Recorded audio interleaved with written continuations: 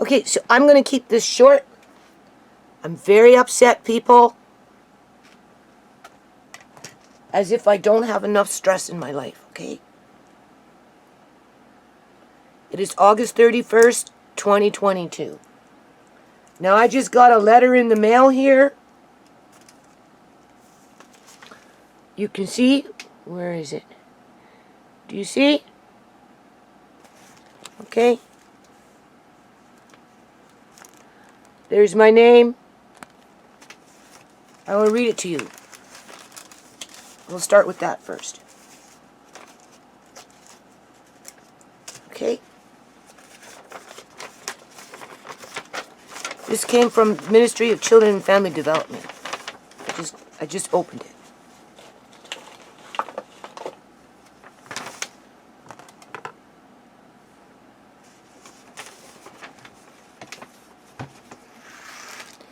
Okay, you ready? It says, Dear Miss Judy Chorney. It was dated August 29th, which was, what, 2 days ago?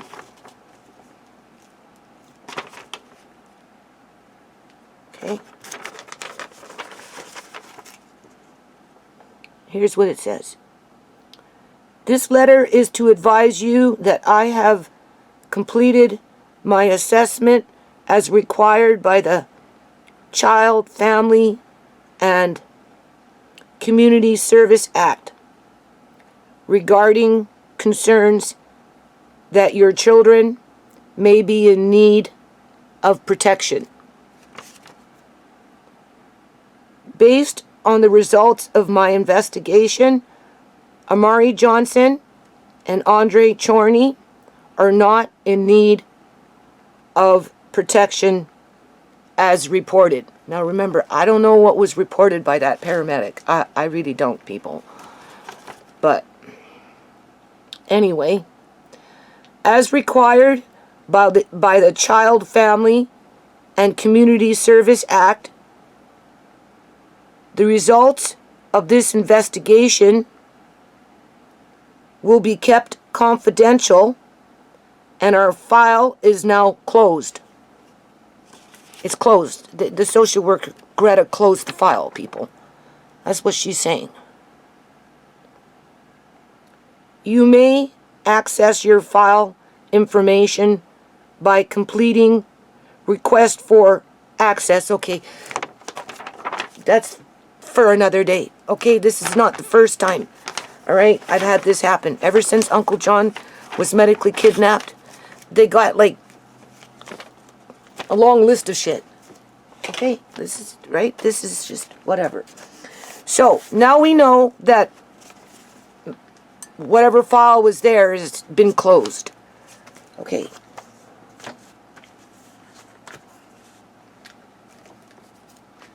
So anyway, but we've got Tisha on a freaking rampage. To which people, I'm cutting loose for a while. I'm serious. I would not allow Brooks to come here and act like a raving freaking lunatic. Okay? And think that he could keep coming back and doing it. Right? Randomly. At any given point. So my son doesn't come around. Hasn't been for years. The 1 or 2 times he did pop in, he was here for a short period of time, spoke with Marcaine, whatever. But outside of that, I have no relationship with my son, my oldest son, Brooks. In part because of his alcoholism and his refusal to quit drinking. Which leads into sporadic behavior that is unpredictable and harmful. Okay? Same thing with Sierra.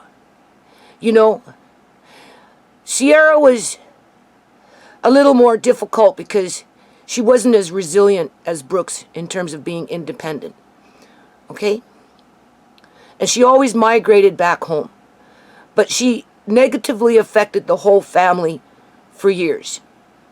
At some point, you know, there comes a time when even Sierra had to take some responsibility. Can't blame everything on the social worker because the social worker kicked her out in the middle of the winter, blah, blah, blah, blah.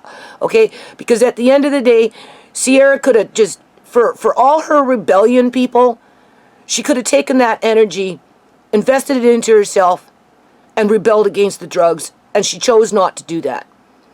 Right? Now, I don't know what it's like to be an addict to the street drugs that are out here in terms of the heroin, the meth.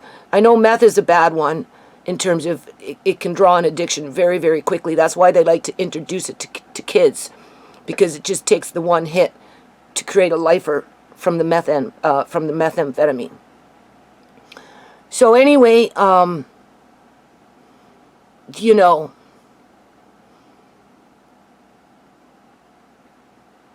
she's not here no more, people. The only thing that's left behind with Sierra is the memory of the misery.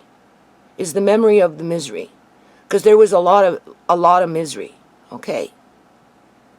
So when you think of the misery, you get teary-eyed. Because it's permanent. It's permanent psychological damage. That, yes, sometimes you can bury and you can forget about it. But at the end of the day, Sierra really did suffer. Needlessly, people. And her family. I'm not even going to say me, because we all loved Sierra. We were helpless to turn it around. Okay. Now I've got Tisha on a rampage because of Andre. I told my son what was going on. I said, she threatened to not pay rent no more. Why? Because of Andre? I said, yeah. She threatened to not help me with the Mari anymore. Why? Because of Andre? I said, yeah. She threatened to call the social workers on me because I won't put Andre in school. Why? Because of Andre? I said, yeah. So whatever Tisha is doing, basically, is the common denominator is because of Andre. Because I won't allow Tisha to bully me into allowing her to go to school and enroll him.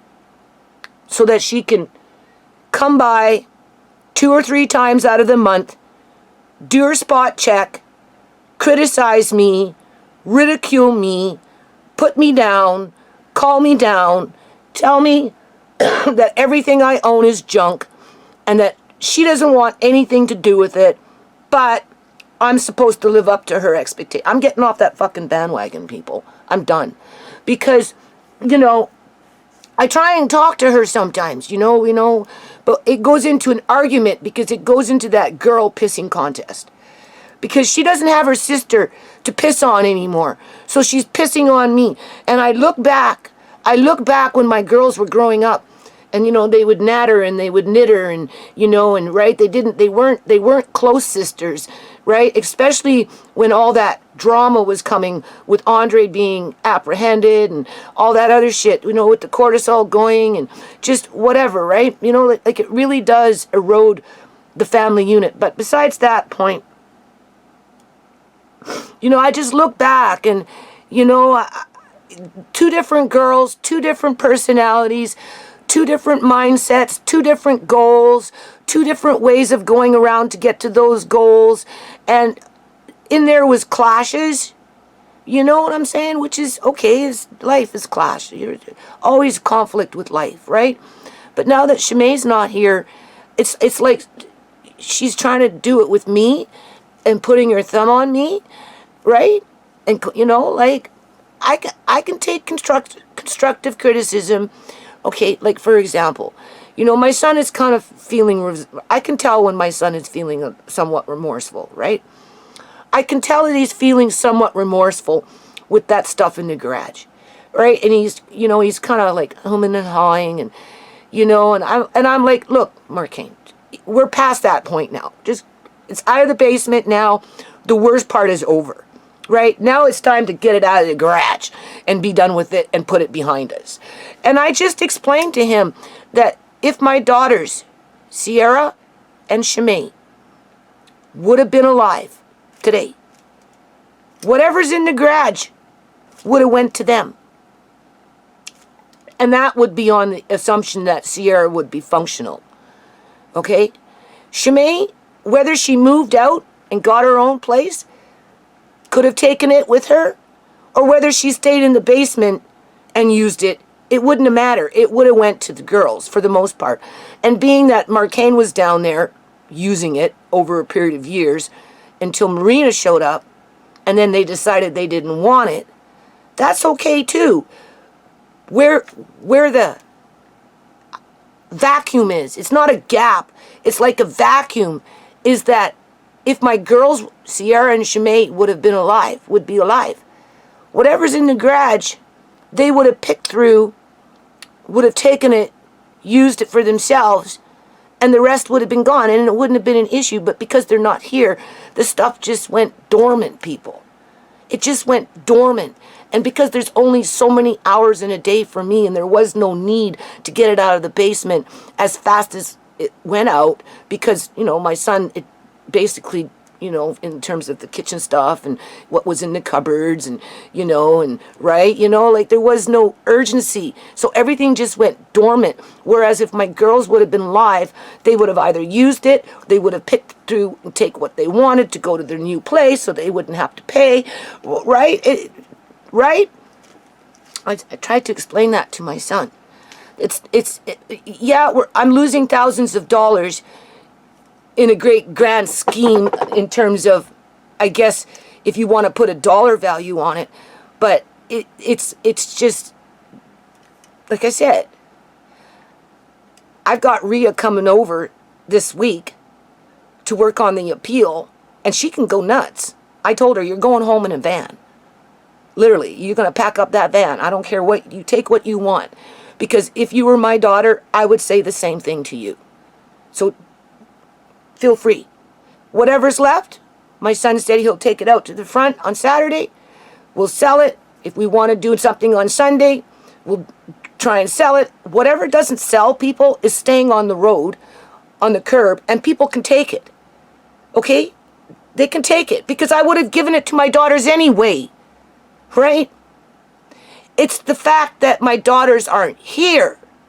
It's the fact that I don't want to call it a dream or process or whatever it is. It got chopped down at the knees and everything just went dormant. So, anyway, I'm cutting Tisha loose because every now and then she comes over here. We get into some sort of little butt heads, pissing contest, whatever it is, conflict. She springs into high action, gets loud, starts calling me down, cuts me up verbally, right? Humiliates me, all this shit. Little May is watching this, okay? And then storms off with a Leia May in tow. This is not the kind of relationship I want to have with my granddaughter. Because life is hard enough as it is. Okay?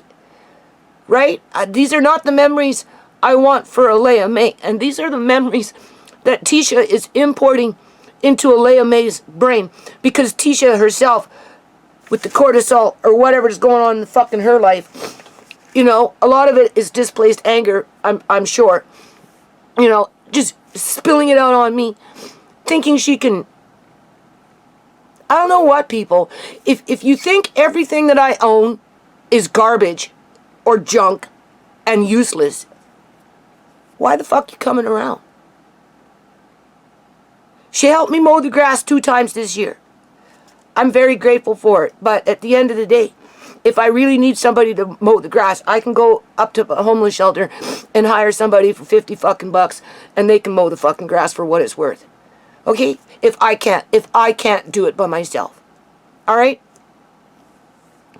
She takes Amari to appointments. Okay, I canceled an appointment for today because she called me and told me there was the appointment today.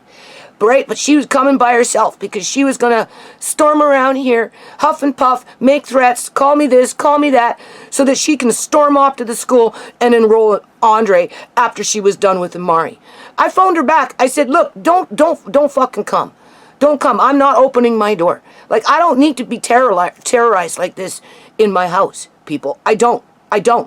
Okay? Oh, well, and I said, don't worry about it. I will deal with these. I will take Amari. I already told Andre, it's you and I taking Amari now to these appointments. You're not going to hold Amari over my head so that you can say that you do something for me or by helping me with Amari, by taking him to appointments, as you're abusing me in the background, calling me down, cutting me up, threatening me with this, threatening me with that, telling me that everything I own is junk and I should throw it in the fucking garbage and get used to the idea, right? Well, you think that you're better than me. You think that you're better than me because you went off and bought some fucking van with Alex. And you drive around in a nice fucking van. And you're going to buy yourself $1 million fucking home. Well, go buy yourself $1 million fucking home. I'm not asking you for anything anymore. Any more than I would be asking for Brooks. Okay? If you can't control yourself, you want to call yourself a mature woman raising 2 kids, well, let me tell you something. This is the way it goes when you got little kids, people. Okay? Let me tell you something, people. When they're little, when they're babies and they're 2 and 3 and 4 and 5 and 6, that's the easiest time when it comes to raising children for the most part. Okay? When they get older, and especially if you're coming in with multiples, that's when it starts to get hard. Tisha hasn't even come into the fucking game yet, and she thinks she's the mother of the year. Okay?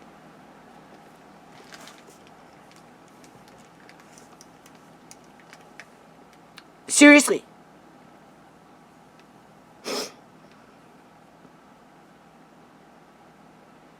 So she can go. She can go. She don't have to worry about giving me nothing. Nothing. I don't want nothing from her. Right? Nothing. She wants nothing from me. I want nothing from her. And if I have to have no life and be abused by her just so that I can get help, to hell with it. Go away. I'll put a fucking ad up. I will find somebody else to help me with childcare periodically when I need it, if I need it. Okay? As for the appointments, listen, I pay for these half the time, 3/4 of the time, for these fucking taxis going back and forth, taking Amari to appointment. So if I'm already paying, I'll just make plans to go myself with Amari and Andre. And Tisha can look after Alex's dad. She can look after Alex's brother. She can look after her own family. She can do what she fucking wants. She can think that she's living in a fucking castle because she's got a new couch in a fucking apartment. I don't give a shit. I don't, people. I don't. Because she's not anywhere close what I've been through in life.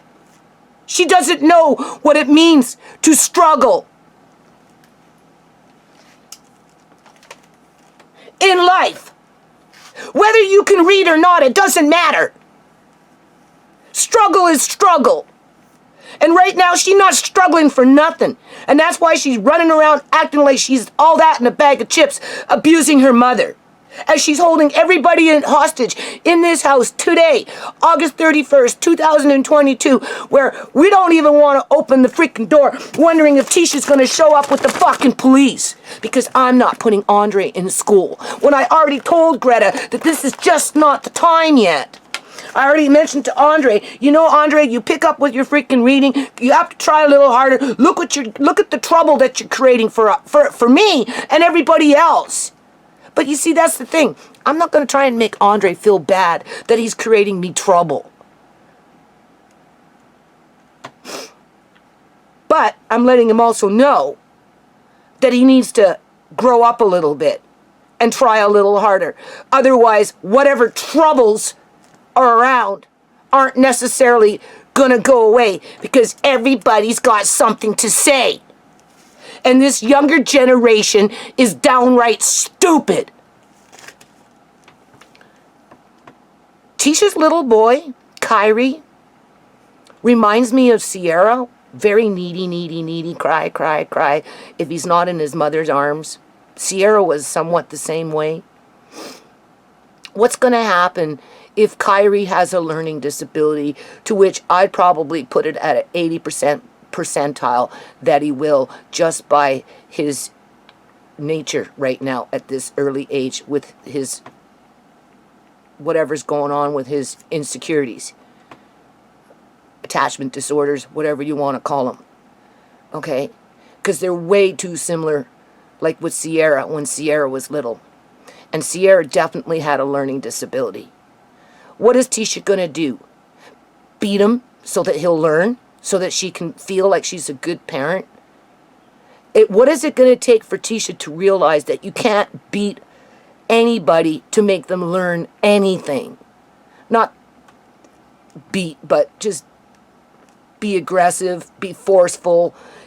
It's beyond being firm, right? Be demanding, be bullyish, right? You know, that's right. You know, just do as I say. If you don't do as I say, you know, I'm not giving you, if you don't do this, you don't get that. If you don't, you will stand in the corner if you don't do this. You know, what's she going to do that for years and years and years and years and years until finally one day Kyrie grows up, comes into contact with the wrong person, and then she's going to end up getting a Sierra? See, I won't be around to see it. And then who's she going to blame? Kyrie? Because he couldn't learn what she wanted him to learn on her time schedule, when she herself doesn't even want to take the time to make herself fucking learn because she's too busy accusing me of preventing her from learning. She's acting the same way like when she was 2. Ah! Ah! Okay, a tantrum is a tantrum. Right? Well, you go take your fucking tantrum and go somewhere else with it. Okay? You want to threaten me with all this shit? You know what? Like I said, people, I will do until I can't fucking do no more. And when I can't fucking do no more, listen, I'm not a stupid woman. I will reach out for help, okay? And I'll make sure I reach out for help in the right departments, okay? Okay? That's what responsible people do. As it is, this is what I'm doing today. I'm not going to record it because, you know, I'm just not. I'm just going to put this up. Honestly, I don't know what the next video will be. I don't know when I'm going to make the next video because I'm just trying to like focus on the things that need to get done as I'm struggling with this. You know, I got to work on the appeal. You know, I got to get into the yard. I did get my tarp, so that's good. I'm starting to cover up, and I'm not planting next year, people. I'm not planting next year anything. Very little, if anything. Very little, if anything. Why? Because I've got another young person who thinks that they're fucking ancient and wise with a lot of wisdom and know everything, and yet have the audacity to go after other people that are 2-3 times their age and terrorize them just because they've got some sick point to prove in terms of Julian's sister. So, you know, anything that I do after the fact in this yard will be specific to prevent Julian's sister from contaminating the dirt, digging in the dirt like the dirty little bitch that she is, just so that she can fuck with my head because she thinks somehow she's more superior, just like my daughter at this point seems to think she's more superior than me. Because there's something wrong with these young girls. They're too much on the internet listening to these reaction channels, picking on each other and calling each other down and doing this and doing that, and you know, and have their girl pissing contest. I mean, that's the trend. And then they listen to that, they massage each other, they convince each other that's the right way to be, and then they go home and they treat their own parents like that, or whoever they think they can treat like that. In Julian's sister's case, she thinks she can treat me like that. Right? So I'm going to make it easy for myself in terms of weed control.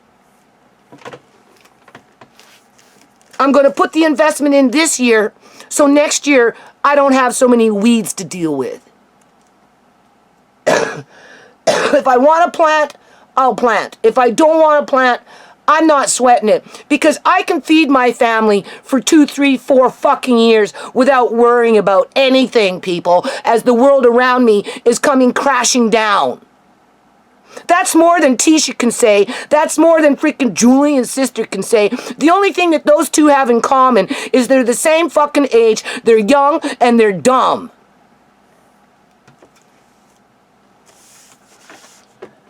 If I'm not going to allow my son to come here and cause the ruckus that he creates because of his frustrations in his own damn life, I'm sure in the hell not going to allow Tisha to do it.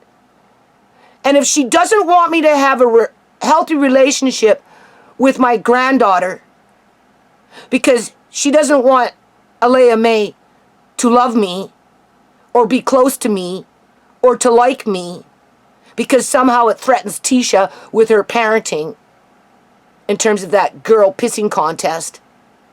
Because it seems like she tries to put Alea May in a position where Alea May has to choose between Nana and her mummy, and of course she's going to choose her mummy because she has to leave with her mummy because that's her mummy. But if mummy keeps coming over here randomly having hissy fits and freaking tantrums where she's running out the door in a freaking hissy fit saying, come on Alea May, let's go. Listen, it's better that Alea May doesn't establish those memories of me. And Tisha can just keep her ass away, and I will find my own way. Tisha can find her own fucking way. I will find my own way. She's already told me her opinions on Amari, and if something happened to me, what she's capable of doing. What she's capable, not what she wants to do. It's what she's capable of doing. Because there is no want.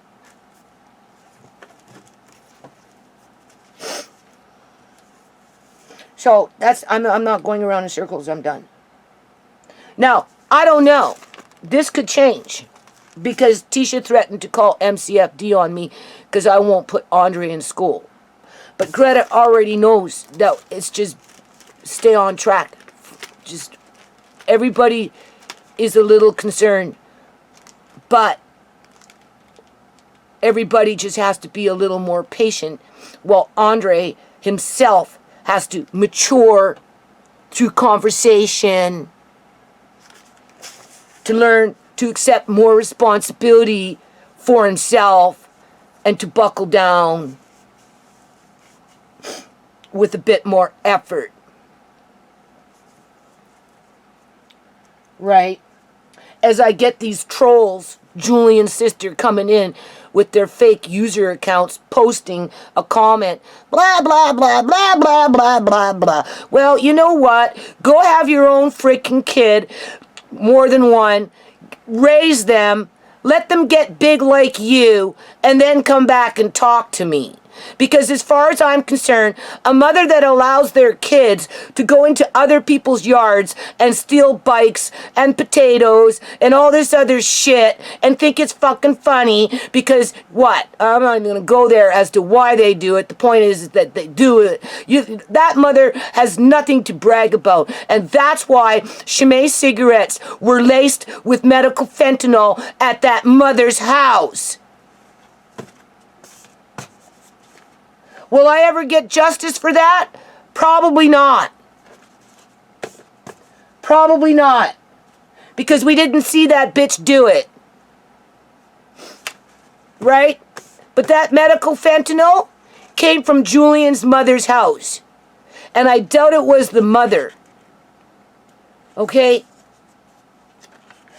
But I almost want to say a mother like that, if her kids went off and raided somebody's garden and came back with a whole bunch of fresh, organic garden food, a mother like that would be more than happy to cook it up and eat it versus reprimand her children to try and teach them that that's wrong. And that's why that girl continues to stalk me today, because that mother doesn't teach her daughter nothing. Okay, so now it's the next day. I've been running around kind of having panic attacks. What's new? So I cleared out some room in the deep freeze for these jars that I'm going to be putting in there. I had to go to sleep at like 2 o'clock in the morning or whatever it was for a little while. So I just turned this off until I got up, which was soon after anyway. And as you can see, it's just going more and more into crackling, right? So I am just going to continue. This is pork, so the crispier you can make it, the better it is. And then after the fact, I will let it cool, bag it up into smaller portions, and I will freeze it, and I will use it for meals with rice, beans, soup, stew, whatever. Okay, you can see, got a ways to go yet. All right, so as that's cooking,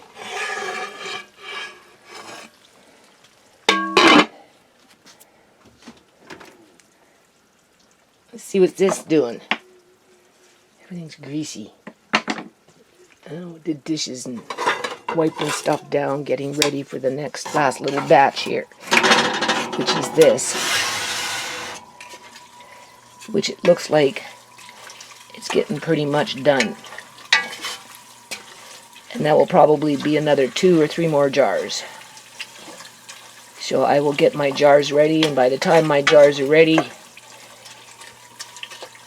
that will be it, ready to go. And I'll come back with the jars that are going in the freezer, so hold on. Okay, so I'm just moving fast here. So 1, 2, 3, 4, 5, 6, 7, 8, 9, 10, 11. This one I just did, okay? There's a little left over for just upstairs to cook for now. So that's 11 pints of beef fat, right? As you can see, now, do you see what I'm talking about? If I would have put it in the fridge and skimmed off, remelted, jarred, I would have removed that. But that's okay. So hold on a minute. Okay, so there's that pot. So what I'm going to do now is I bought some extra corn that I'm going to boil up, take off the kernels, and then I'm going to run them through that little machine that I use for amari, and I'm going to fill up some little jars, and I'm going to freeze them, because corn is high in calories, right? Okay, so this is pork fat that was in there. This one will go in the fridge. Excuse me. Okay? I haven't done the bowl yet because I'm tired and I've got other things to do. So it's in the fridge still in terms of the pork fat. All the beef fat is done. I already took what I did downstairs. This one I will use upstairs right now. This one I'll put in the fridge and then put in the freezer tomorrow. Always thinking about that calorie count for amari. And the corn, as you can see, is coming out really, really nice. Do I have one? Yeah. And so I'm going to pre-process it and grind it up and make my little half-pint sized jars for amari, right? Because we've got another 2 more big bags of corn downstairs for us. That burner's just looking on in that burner. Anyway, hold on.